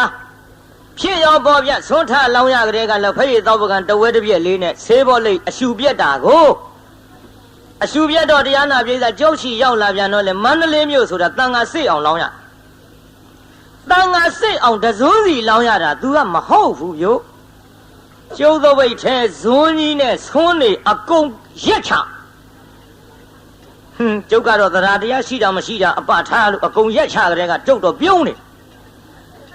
ဒီထဲအိမ်ထဲကဒကမာကြီးကလှမ်းပြောတယ်ကျုပ်လည်းအာနာတယ်နဲ့တူပါရဲ့ဖိုးကြီးနောက်ကိုတော်တွေကြံသေးသနော်ကြားဘူးဖိုးကြီးနောက်ကိုတော်တွေကြံသေးသနော်ဒီတော့လူပြင်းတွေရဲ့စကားဗျဒကာကြီးတွေမှတ်ချင်မှတ်သွားပေါ့ဟာဆွန်းလောင်းတာပဲဖောက်တဲ့ထားလောင်းမနေနိုင်တာဘူးကုံသွားပြီးရောပေါ့ကဲအကုန်ရက်ချဒီတော့ကျုပ်စိတ်ထဲသထာရမသထာရတော့မသိဘူးဒီအဖိုးကြီးလောင်မြန်3ယောက်လောက်တွေ့ရင်ငါသပိတ်ရှမ်းနေဒါကျုပ်တွေ့ကိန်းစေတနာရှိမရှိတော့ထဲမတွေ့ဘူးလေကိုဝဖို့အရေးကြီးတာကိုဒါကြောင့်တကားတွေကလည်းလက်ဖက်ရည်တော့ပြည့်ဆေးလိတ်တော့ပြည့်အလုတ်ပြည့်မှဆိုလို့ဆွန်းထွက်လောင်းမှာကိုဆွန်းထွက်လောင်းရမှာကိုအင်မတန်ပြင်းကြီးကြပါစီတကားတို့နောက်ကောက်ကြမှာဗျကြကယူဆိုင်ကြကြကယူဆိုင်ကြနတ်ပြည်နတ်သားတယောက်နတ်သမီး1000နဲ့နော်ကဲကြီးတော်တရားနာပြိဿရေဟိုတကားတွေကြီးလှဲ့ပြောနေတော့ဒကမာကြီးတွေကသူတို့ကိုမပါဘူးရှိနေရောကဲဒကမာကြီးတွေပြင်းတာပြောရအောင်ကျွတ်တို့ဒကမာကြီးတွေကတော့ဖယားလက်ထက်ကစပြင်းတာကြီးဒကမာကြီးတွေဘယ်တော့ကစပြင်းတာတော့ဖယားလက်ထက်က ဟောဖယားလက်ထက်ကကျွတ်တို့ပုံနာလင်မယားရှိပုံနာလင်မယားကကျွတ်တို့ပုံနာကြီးကဥပေးခြင်းလို့ဒီလိုခေါ်တယ်ပြီးတော့ပုံနာကြီးကဘယ်သူတဲ့တို့ဥပေးခြင်းပုံထဲမှာကြီးကဒေါ်ပြင်းတဲ့ပရိသတ်ကြီးပြီးတော့ဒီပုံထဲမှာကြီးကဘယ်သူတော့ကဲဥပေးခြင်းဆိုတဲ့ပုံနာကြီးနဲ့ခုနကဒေါ်ပြင်းဆိုတဲ့ပုံထဲမှာကြီးထမင်းစားကြပုံနာကြီးကလမ်းဘက်ကြောပေးစားအိမ်ဘက်မျက်နှာပြုပုံထဲမှာကြီးကအိမ်ဘက်ကြောပေးပြီးတော့လမ်းဘက်မျက်နှာပြုစားသည်ပရိသတ်ကြီးလမ်းကတစုံတယောက်လာရင်ဘသူကမြင်ရပါမလို့လမ်းဘက်လှဲ့တာဘသူပါလိမ့်ပုံထဲမှာကြီးဒီတော့လမ်းကတစုံတယောက်လာရင်ဘသူမြင်ရပုံထဲမှာကြီးမြင်ရမှာပေါ့အဲ့ဒီလိုထမင်းစားနေတဲ့အခိုက်အတန့်မှာကျွတ်တို့ရဲ့သုံးလောကထော်ထားဂေါရမမြတ်စွာဘုရားကတပိတ်ကြီးပိုက်ပြီးဆုံးခံကြွလာပြီဗျဆုံးခံကြွလာတော့ထမင်းစားနေတဲ့ပုံနာလင်မယားရင်အပမှာဝင်ပြီးတော့ဆွမ်းရပုံနာကြီးကဘယ်မြင်လိမ့်ပုံထဲမှာကြီးကဘုရားကိုမြင်တယ်မြင်တော့ပုံထဲမှာကြီးကဆွန်းထလောင်းမလားအောင်မေးမလောင်းဘူးအော်ဆွန်းထလောင်းလိုက်ရင်တော့နောက်ထပ်ထမင်းချက်ရမှာပြင်းတာဖယားလက်ထက်ကစပြင်းတာဒကမာကြီးတွေကဆွန်းနေထလောင်းလိုက်ရင်ထမင်းမလောက်ရင်ထချက်ရမှာပြင်းစရာကြီးအလေသို့တော်လဲပြင်းစရာကြီးမို့ငါမလောင်းကျင်လို့နေတော်လဲပဲတော်တော်ကြာရင်တော့ကြွကောင်းပါရဲ့ဆိုပြီးတရားနာပြည်သားမျက်ခွန်လေးပြန်ဖုံးထားဖယားကလည်းမကြွဘူးတော့ကြဖယားကြွလောက်ပြီးထင်လို့မျက်ခွန်လေးလှန်ကြည့်လိုက်မကြွတော်ဇွဲကောင်းတဲ့ကူတော်ကြီးတော်ကြမျက်ခွန်လေးလှန်ကြည့်လိုက်ဖယားကမကြွခက်တော့တာပဲအတိတ်စထဗန္ဒီကတော့စုံးမှာဖယားလို့ငါပါဇက်ကဆိုလိုက်ရင်လဲပုံနာကြီးသိလို့ပုံနာကြီးကအပေးဝါဒနာပါလို့အရက်ထဲကဥပေးခြင်းတောင်ခေါ်ကြတာသူထလှူတော့မှာပဲသူလှူလိုက်ပြန်တော့လဲထမင်းမလောက်ထတ်ချက်ရမှာများပြင်းစရာကြီးကဲမဖြစ်ပါဘူးလေပုံနာကြီးလည်းမသိရအောင်ငါတော့ကာယဝိညာဉ်နဲ့သိစေရမှာပဲဆိုပြီးဖယားကိုအတိတ်စထဗန္ဒီတပည့်တော်တို့အိမ်မှကြော်ပြီးတော့တော်ရအိမ်တို့ဆွန့်ရတော်မူပါဖယားကတော့စုံးမှာဖယားလို့ဗဇက်ကမလျှောက်ဖဲနဲ့ပုံလေးမကြီးကခန္ဓာကိုယ်နဲ့သိအောင်ဆိုပြီးတော့ဖယားမျက်စပ်ပြပြတာကိုဗျပြေသာပုံလေးမကြီးဖယားပဲလို့လုပ်ပြလိုက်ဖယားမို့သာပေါ့ခုခေတ်ဆိုဒုက္ခဖြစ်ပေဘူးလားကြီးစံတရားနာပြေသာမျက်စပ်ပြပြမျက်စပ်ပြပြတော့ဖယားကိုယ်တော်မြတ်ကိုရှင်းရှင်းကတော့သွားတဲ့အသွားခိုင်းဖယားကိုယ်တော်မြတ်ကလည်းပုံနှင်းမကြီးငါ့ကိုကာယဝိညာဉ်နဲ့သိစေတယ်ငါဖယားကလည်းကာယဝိညာဉ်နဲ့သိစေမဟဲ့လို့ဟောတရားနာပိဿဖယားကိုယ်တော်မြတ်ကရွှေအလုတ်ကမထုတ်ဖဲနဲ့ခေါင်းရမ်းပြလိုက်တဲ့သွားဘူးပုံနှင်းမကြီးကွာကြသွားဟောတော်ဘယ်နဲ့ဟာယူပါလဲမလီသွားတော့လို့ခန္ဓာကိုယ်နဲ့သိစေသူကမသွားဘူးတဲ့ခေါင်းရမ်းပြဒီတော့ပုံနှင်းမကြီးဇွဲကောင်းလှကြီးလားဆိုပြီးရည်တာပေါ့ပိဿပုံနှင်းမကြီးရည်တော့ပိဿရေပုံနာကြီးမလုံဘူးပြိုမလုံဘူးဆိုတာစိတ်ပြောတာမလုံဘူးပိဿရေစားရင်တောက်ရင်ပုံနှင်းမကြီးရည်တယ်တန်တော့ငါထိုင်တာဟန်မကြလို့လားပြင်းထိုင်ရည်တော့မယ်ဒီလိုလည်းမဟုတ်ဘူးဟဲ့ဘာပါလဲအော်ငါပါဇက်မြန်ထမင်းလုံးတွေကတ်နေလို့လားလက်လေးနဲ့တရက်ပြီးတော့ပြန်စားရည်တော့မယ်ပြိဿဟောဘာပါလဲအခုတည်းထိရည်တော့မှာလားပုံနှင်းမကြီးမျက်နှာသေးသေးချာချာကြည့်ပြီးဘာများပါလိမ့်မတုံးလို့စဉ်းစားတော့ပုံနှင်းမကြီးကသူ့ကြည့်တာမှမဟုတ်ဖဲနဲ့တရားနာပိဿသူ့ခေါင်းပေါ်ကျွတ်တို့ကြော်ပြီးတော့3-4 တောင်လောက်ကြော်ကြည့်နေတာတွေ့ရအဲ့ဒီတော့မှပုံနာကြီးစဉ်းစားတယ်တန်းငါနောက်တယောက်ရောက်နေပြီထင်တယ် တယောက်ယောက်ရောက်နေတဲ့ထင်တယ်ဆိုပြီးတော့နောက်လေလှဲ့ကြည့်လိုက်ရောဟောဘွားကနေဆိုဖယားရွှေမျက်နှာတော်ကြီးနဲ့တွေ့ဟာမိုက်လိုက်တဲ့ပုံလေးမကြီးတကယ်ဆိုဖယားကြွလာတာငါအတိမပေးပဲနဲ့ဗျာဝင်းတွင်ယူပမာဏရီလိုက်တာငါများရီလေသလားအောင်းမိတ်ဖယားသူ့ရီစရာအောင်းမိတ်နေထင်ပါရဲ့မှန်လားပါဗျာမြတ်စွာဘုရားသိခံတော်မူပါဗျာဖယားတပည့်တော်မမြင်မိလို့ပါဗျာတပည့်တော်ပုံနေမကြီးဆွမ်းလောက်ရမှာအလွန်ပြင်းတဲ့နာမည်နဲ့လိုက်တဲ့မဲပြင်းမို့ပါဗျာအရှင်ဗျာတပည့်တော်တို့ဆွမ်းလောင်းခြင်းတော့လည်းပဲအခုစားနေတဲ့ထမင်းနေစားဆဲဖြစ်လို့အရှင်ဖယားအလှခံတော်မူပါသလားဖယားရှောက်ရောပြုအလှခံတော်မူပါသလားလို့ရှောက်တော့ဖယားကိုယ်တော်မြတ်ကအမိန့်ရှိဟဲ့ပုံနာတဲ့ငါတို့မုနိမြည်မှန်ယဟန်ဆိုတာစာဦးကိုလည်းအလှခံတဲ့ပုံနာကြီးစားစဲကိုလည်းအလှခံတဲ့ပုံနာစားကျွင်းကိုလည်းအလှခံတဲ့ပုံနာတဲ့ဗျဖယားဟောတာလေးမှတ်ထားကြပါတရားနာပိဋကကြီးမန္တလေးမြို့သူမြို့သားတွေမှတ်သွားကြပြုစားဦးတဲ့ဗျစားစဲတဲ့ဗျစားကျွင်းတဲ့အဲ့ဒီသုံးခုစလုံးအလှခံတဲ့ပြုကဲကျွတ်တို့စားဦးလေးကစပြောကြစို့စားဦးဆိုတာကမိမိတို့မစားခင်ဥဥဖြားဖြားထမင်းအိုးပေါင်းကလေးခုခတ်ပြီးတော့လှူတာကိုစားဦးလို့ခေါ်တယ်ဗျာတချို့များကြတော့လူကြီးမိဘတွေကဆုံးမကြဟဲ့တန်ဃာတော်ဆုံးမလောင်းရသေးဘူးနော်လူကြီးမိဘတွေမစားရသေးဘူးနော်ခရီးသွားစရာရှိရင်ဟဲ့ဥချံစားကြဟောဥဖြားဖြားလေးခြံပြီးတော့ကိုစားသွားလို့ရှိရင်ရတဲ့ဒါကြောင့်ဥချံစားကြလူကြီးတွေကဒီလိုပြောကြ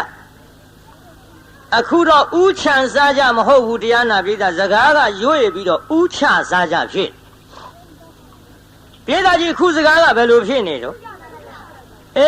ဥချစားကြဆိုတဲ့အတိုင်းခုခေတ်လူတွေကလည်းဥဖြားဖြားကြီးအကုန်ချကြိတ်ကြတော့တာပဲစကားကလွဲအကုန်တာကိုမှတ်ကြနော်ဥချံစားကြစားဦးစားပြားကိုလှူတာစားဦးကိုလှူတယ်လို့ခေါ်သည်ကဲတရားနာပိဋကစားစဲနည်းနည်းပြောကြစို့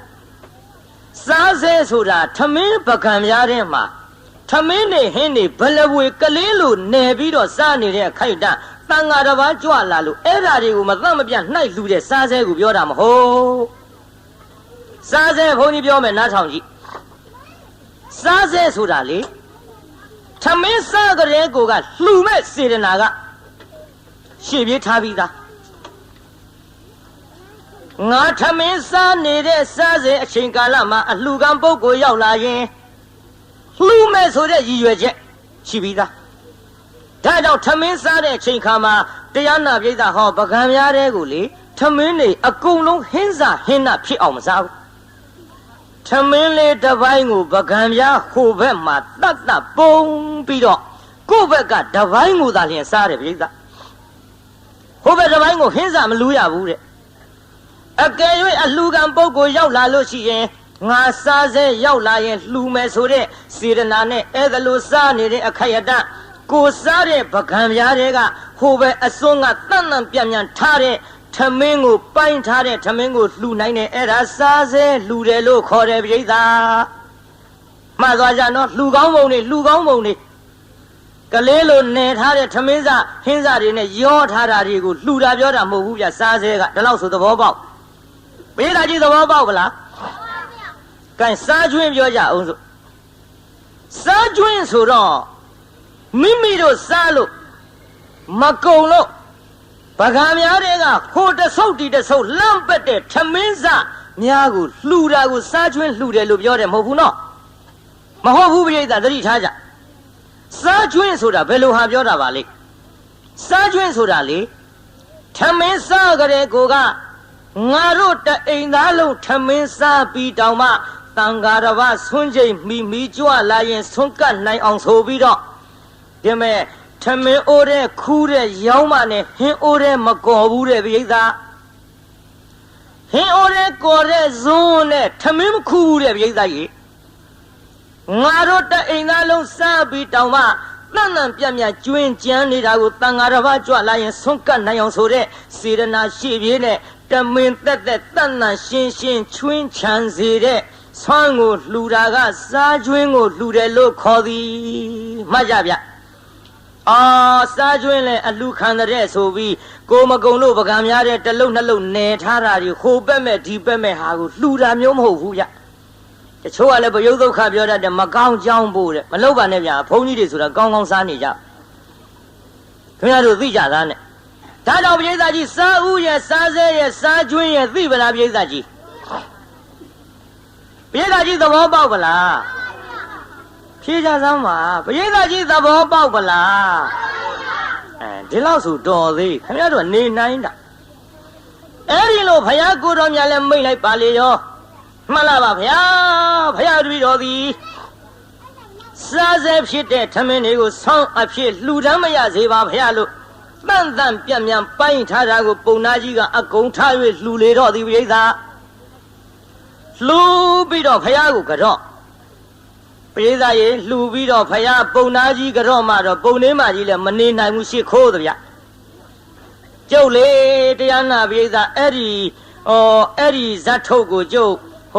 စာမေးပွဲဖြေတုံးကဘာသာပြန်ဖြေရတကောဗျစာမေးပွဲဖြေတုံးကအဲ့ဒီစာတွေ့လိုက်တော့ကျုပ်စိတ်ထဲအောင်းမေ့မိပုံနေမကြီးပြင်းလိုက်တာဖယားမှုသာပေါ့ကျုပ်စိတ်ထဲပြင်းလိုက်တာဖယားမှုသာပေါ့ရှစ်ခိုးနေတဲ့အချိန်ခါမှာနှစ်ဖူးနဲ့ခြီတောင်းနဲ့ကလည်းကန့်နေ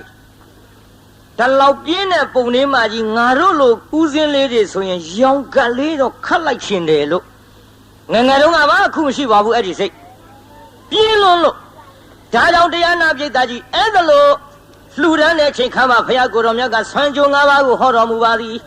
ပိဋကကြီးဆွမ်းကြိုးပဲနှစ်ပါးရှိကိုင်ဆိုကြည်စားနောက်ကကျဲကျဲလွင်လွင်လေးအာယုန်ဒေတိဝန္နံဒေတိဒုက္ခံဒေတိဗလံဒေတိပฏิဘာနံဒေတိတန်ဃာတော်တွေကိုဆွန်းလူရင်ဘယ်လိုလှူခြင်းများဖြစ်တယ်လဲဆိုရင်တခါတို့ခုခေမာဇလ621ရပ်ကွက်ကပရဟိတအသင်းကြီးမှာဝါရင်းအဖိနေတိုင်းအခု8ကြိမ်မြောက်8နှစ်မြောက်လှူဒန်းရတဲ့ဆွမ်းတကာဆွမ်းမတွေနော်ဘာတွေကိုလှူရရောက်တယ်လဲဒီဆွမ်းလှူရင်9မျိုးသောဒါနကိုပြုရရောက်ဘယ်လိုရောက်တယ်လဲအသက်ရှည်တယ်တန်ဃာတော်တွေဒီဆွမ်းဖုံးပေးလိုက်ရတော့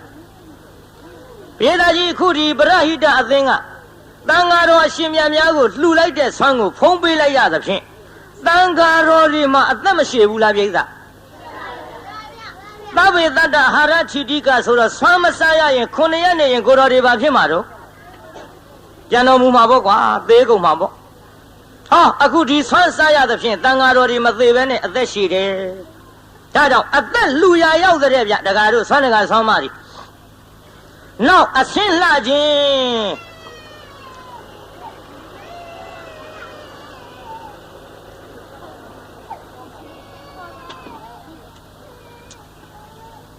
မှတ်ထားတော့နောက်တစ်ခုကအဆင်းလှခြင်း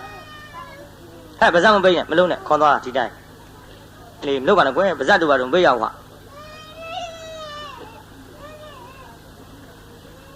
ငိုမှာပဲငိုပေးစီကိစ္စမရှိဘူးဘေးရလည်းမျက်စောင်းထိုးနဲ့ကိုငယ်ငယ်တုန်းကလည်းငိုတာပဲဟုတ်သားပဲကိုလည်းငယ်ရကကြီးတာငိုမှာပဲကျုပ်တရားဝဲကစုံတဲ့ကလေးရောယောက်ျားရောမိန်းမရောသားသက်မအေရောစုံအောင်တာနာပေါ့ဗျငိုတော့ရထားတာပေါ့တိတ်တော့ဆက်ဟောတာပေါ့ရပါတယ်ဒီထက်တချို့မိန်းမတွေကဆင်ခြင်မြင်းကြီးကကန်းတာအလွန်ပဲတရားတော့နာကြမှာရဲ့တဲ့ကလေးငယ်လို့များမနာရဘူးဆိုရင်ခင်ဗျားတို့မိန်းမတွေသေအထိတရားနာရမှာမဟုတ်ဟုတ်သားပဲအရင်တယောက်မှမကြည့်သေးပဲနဲ့နောက်တယောက်ကဘယ်လိုလုပ်လို့ငဲငယ်လိုက်လာမှာသေတော့နာရမှာမဟုတ်ဘူးဘာဖြစ်တော့ညငိုတော့ရထားတာပေါ့တိတ်တော့ဆက်ဟောတာပေါ့ငါဆက်ကြပါစို့ဗျကြားနေရောအဆင်းလူရရောက်တဲ့ဗျပရိသတ်ကြီးကိုဆွမ်းမဖုံးပေးရတဲ့ကူတော်နဲ့ဆွမ်းဖုံးပေးရတဲ့ကူတော်နဲ့ဘယ်ကူတော်ကလှအေးမင်းတို့သိပါတယ်ကွာဆွမ်းစားရမှလှတာပေါ့ကွ ဆောင်းမစားရပိန်ချုံပြီးတော့အယိုးပေါ်အရေးတင်အကျော်တွေပြိုင်ပြိုင်ထလို့ဘယ်လှမတုံးကွဒါကြောင့်တန်ဃာတော်ဆွမ်းလှူရတာဟာအစင်းလှအောင်လှူရလဲရောက်တဲ့တကားတို့ဆွမ်းတကားဆွမ်းအမတွေမှတ်ထားကြနောက်ပြီးတော့ချမ်းသာကြီးခြင်းတဲ့တန်ဃာတော်တွေဆွမ်းလှူရတယ်ဆိုတာစိတ်လဲချမ်းသာတယ်ကိုယ်လဲချမ်းသာစိတ်ချမ်းသာကိုယ်ချမ်းသာဖြစ်အောင်ချမ်းသာတရားတွေကိုပေးစွန့်လှူဒန်းရလဲရောက်တယ်နောက်ပြီးတော့တခါခွန်အားကြီးခြင်းပိဋကကြီးကိုဆွမ်းဖုံးပေးတဲ့ကိုတော်နဲ့ဆွမ်းမဖုံးပေးတဲ့ကိုတော်ဘယ်ကိုတော်ကခွန်အားကောင်းလို့ဆွမ်းစားရမှခွန်အားဗလားပြည့်ဒါကြောင့်ခွန်အားလှူရလဲရောက်တဲ့ဗျနောက်တစ်ခုကတရားနာပိဋကကြီးတန်ဃာတော်အရှင်မြတ်များဒီဆွမ်းကိုခမည်းတော်လှူတဲ့ဆွမ်းကိုမဖုံးပေးရရင်ဖယားရဲ့အဆုံးအမသာသနာလို့ခေါ်တဲ့စာပေပရိယတ်ဒီကိုသင်အန်လက်ကျက်နိုင်မှာမလားပိဋကဘယ်သင်အန်လက်ကျက်နိုင်လိမ့်ခမည်းတော်ဆွမ်းကိုဖုံးပေးရသဖြင့်ဒီစာပေကျမ်းကနေသင်အန်လက်ကျက်နိုင်ခြင်းကြောင့်ပညာဉာဏ်နဲ့တိုးပွားလာအောင်လှူရခြင်းကြောင့်ပညာလှူရလဲရောက်တဲ့ဗျဒါကြောင့်တရားနာပရိသတ်ခမည်းတော်မန္တလေးမြို့ကနေပြီးတော့ဆွမ်းဒါနာကြီးပြုကြတဲ့ပုဂ္ဂိုလ်တွေတန်ဃာတော်အသက်ရှည်အောင်ဆွမ်းလှူရခြင်းကြောင့်အသက်ရှည်တဲ့အကျိုးတရားတွေခမည်းတော်ခံစားရမယ်တန်ဃာတော်တွေအစင်းလှအောင်လှူလိုက်တဲ့ဆွမ်းဒါနာကြောင့်ခမည်းတော်အစင်းလှတဲ့အကျိုးတွေခံစားရမယ်တန်ဃာတော်တွေစိတ်ချမ်းသာကိုယ်ချမ်းသာဖြစ်အောင်ဆွမ်းလှူဒန်းရခြင်းကြောင့်ခမည်းတော်စိတ်ချမ်းသာကိုယ်ချမ်းသာဒါတွေကိုခံစားရမယ်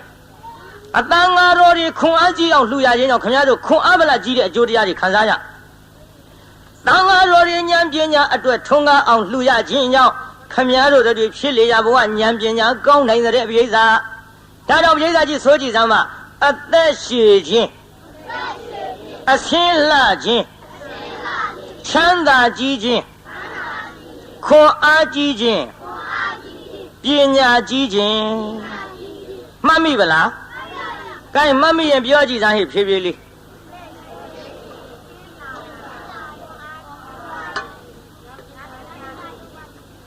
ဟောကြားတဲ့တစ်ခုချောင်ထွက်သွား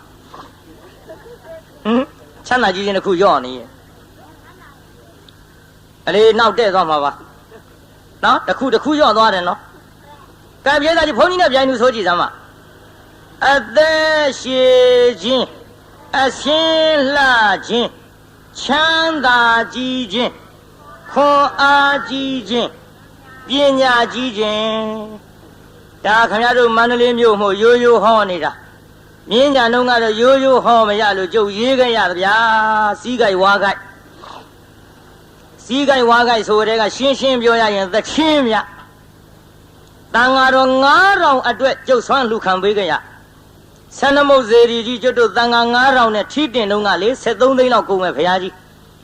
အဲ့ဒါတန်ဃာ9000ကိုတပါးကိုကျွတ်တို့မနဲ့ဆွန်း3ကြညနေ့ဆွန်း3ကြမနဲ့ဆိုတာနဲ့ညနဲ့ရောသွားမနဲ့ဆွန်း3ကြနေ့ဆွန်း3ကြတပါးကို6ကြတန်ဃာတပါးကိုတရားနာပိဋက6ကြဆိုတော့တန်ဃာ9000အတွက်ငွေတွေခမည်းတော်သာတွက်ကြည့်တော့ကျုပ်တော့တွက်တတ်ဘူးအဲ့ဒါတွေကျုပ်အလှခံပေးကြရရိုးရိုးအလှခံလို့မရဘူးပိဋကဇတ်တွေကလည်းဝင်းဘိုးတို့မြို့တော်သိမ်းအောင်တို့ရွှေနန်းတင်တို့ဗန္ဒရာမြဝင်းတို့ကနဲ့စိန်တို့ရုပ်ရှင်မင်းသားမင်းသမီးတွေတို့အဲ့ဒီကဲ့သို့စုံစုံလင်းလင်းပွဲကြီးမှာကျုပ်16ညတိုင်ဟော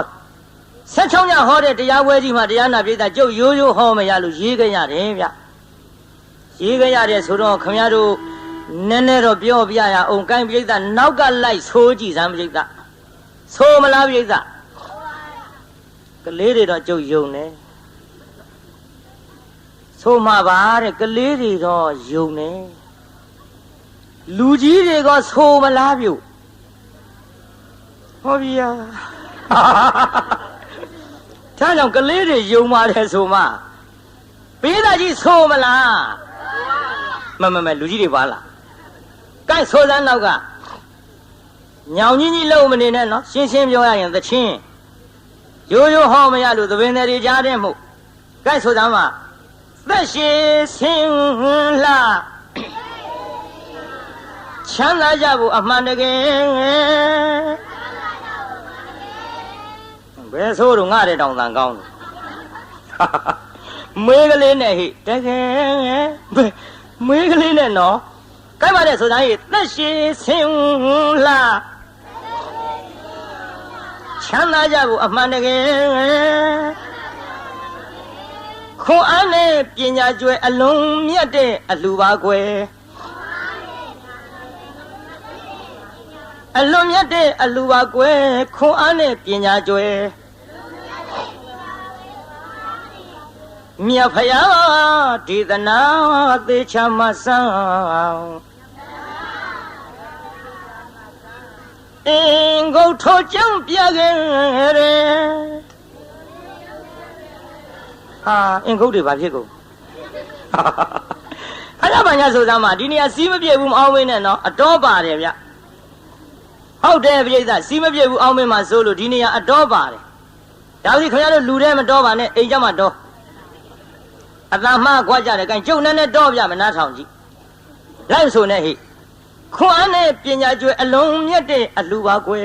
အလွန်မြတ်တဲ့အလှပါကွယ်ခွန်အားနဲ့ပညာကျွဲမြတ်ဖယားဒေသနာသေချာမဆန်း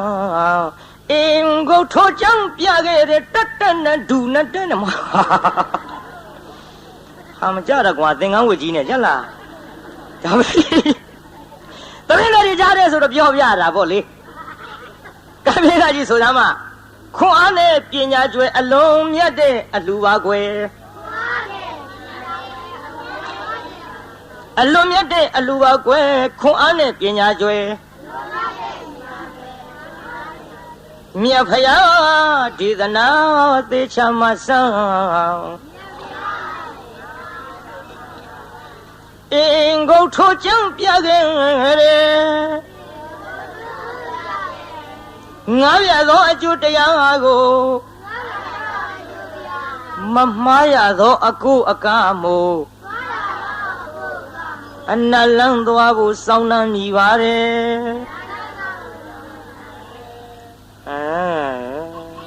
လေပြင်းကွာမင်းတို့အတန်ကြားရလူကြီးတွေလည်းမြုံစီစီနဲ့မမြုံပါနဲ့ဗျာဒီနေရာမမြုံကောင်းပါဘူးဒီပြည့်နေရာတော့ခမရတို့သဘောအတိုင်းပေါ့ဖြေကြပါမှပေါ့ဆိုကြပါမှပေါ့ကဲဒီတော့တရားနာပြေးစားအဲ့ဒီနေရာလဲအတော်ပါတယ်နော်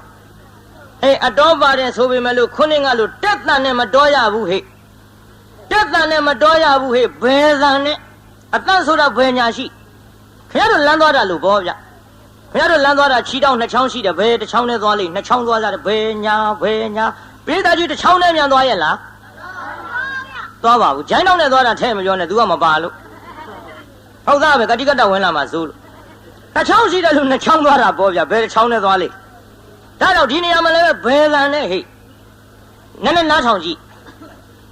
ငါပြသောအကျိုးတရားကိုမမှားရသောအကိုအကားမို့နှလန်းသွားဖို့စောင်းနှံမိပါတဲ့တက်နဲ့ဒူနဲ့တက်နဲ့ဟောဒါလောက်ရှိတော့တာကွာဘယ်ကံကိုကွယ်အသက်ဆိုတော့ဘယ်ညာရှိတယ်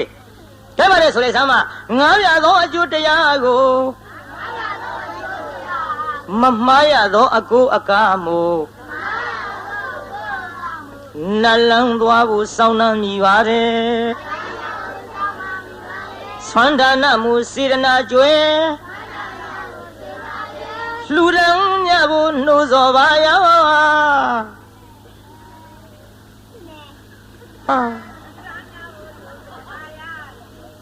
ဒီလိုလုပ်ပါမှာပေါ့တချို့ကလူလေတွေဒဲတလုံးနဲ့ကတ်တုတ်တကြော်လည်းမကြော်တော့ခဲနဲ့အစအဆုံးဆိုဒဲကြဲကြဲလောင်းလောင်းမဟုတ်တိုးတိုးလေးဒီတော့တရားနာပြေးသားအခုခေမာဇလကျွတ်တို့621ရက်ွက်ပရဟိတအသင်းကြီးမှာဆွမ်းလောင်းရတဲ့ဆွမ်းတကဆွမ်းအမတွေအတွက်ဟိုတန်ငါ9000အတွက်ကျုပ်တဘာကိုမနဲ့ဆွမ်း3ချက်နေဆွမ်း3ချက်တဘာ6ချက်အတွက်ငွေတွေအလှခံပေးကြတဲ့တုန်းကရေးတဲ့စာကလေးကိုကျုပ်ဖောက်တင်ချရပါလားဗျာဒါကြောင့်တရားနာပရိသတ်ကြီးမပြင်းမကြီးနဲ့လှူဒန်းကြစမ်းပါတကားတွေပြင်းတဲ့အပိုင်ကိုလည်းမပြင်းနဲ့လို့ဘုန်းကြီးတိုက်တွန်းပြီးပါပြီဓမ္မတွေပြင်းတဲ့အပိုင်ကိုလည်းမပြင်းကြပါနဲ့တဟဋ္ဌိကမြောက်လှူဒန်းကြပါလို့ကျုပ်တိုက်တွန်းပြီးပါပြီဆွမ်းလှူကြတဲ့ဒါနဆွမ်းအကျိုး5ပါးကိုလည်းကျုပ်ဟောပြီးပြီဒါကြောင့်ဒီကနေ့ညရှေ့ပိုင်းမှာဓလောက်နဲ့ပဲခိတ္တရက်ဆိုင်ပြီးကျုပ်ဟာပတိုင်းပေးပါဦးမယ်ဗျာဒါနာအောင်မလို့ပြိဿနားတဲ့အချိန်ခါမှာတော့ခမရတို့တတ်ဆန်းရလှူဒန်းနေကြဖြစ်ပါတယ်ကျုပ်40ပြည့်ကစပြီးတော့မွေးနေ့ကျင်းပလာတဲ့အခု